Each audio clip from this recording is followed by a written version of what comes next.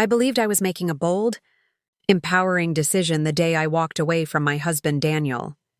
For years, I had been told that a woman who prioritized her marriage over absolute independence was somehow weak. I didn't realize how deeply that idea had settled inside me until the day I convinced myself I was held back by the very man who loved me the most.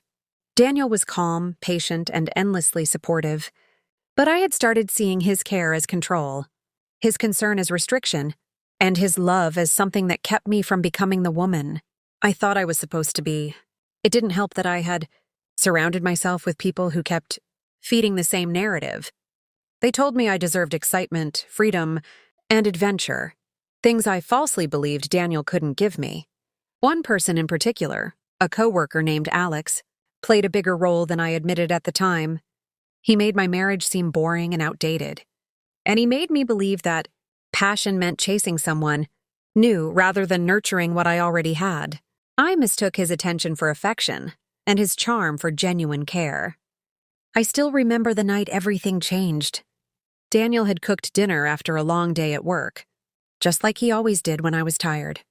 But instead of appreciating the gesture, I snapped at him about not understanding my dreams. He looked hurt, confused, and so gentle that part of me almost broke. But I was too far gone in my own illusions. That same week, I cheated on him with Alex, believing it was some kind of awakening, proof that I had taken control of my life.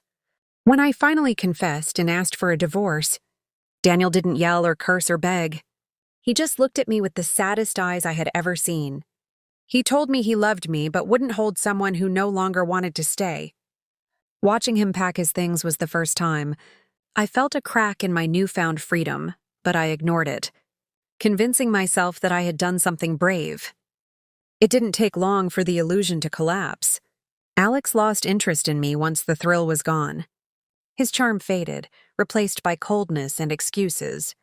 I realized he had never wanted a real relationship. He just enjoyed being the escape. I was foolish enough to choose. The women who once encouraged me disappeared too, leaving me to deal with the consequences alone. My apartment felt emptier with every passing day, and I started noticing the silence in a way I never had when Daniel was around. The guilt became unbearable. I missed the way Daniel used to bring me coffee in the morning, the way he listened when I rambled about my dreams, the way he held my hand when crossing the street even though I always teased him for it. I missed the warmth of his presence, the safety of his love, and the steadiness of a life built on trust rather than impulse.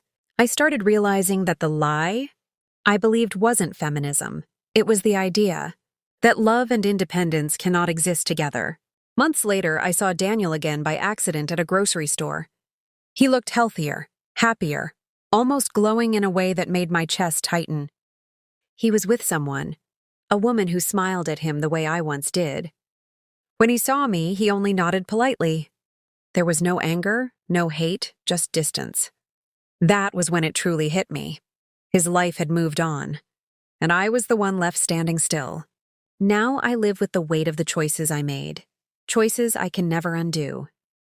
I learned too late that real love isn't a cage, and commitment isn't weakness. I gave up a caring husband because I believed something that made me doubt the value of what I already had. And in the end, it didn't just ruin my marriage. It ruined the version of myself that I wish I could be again.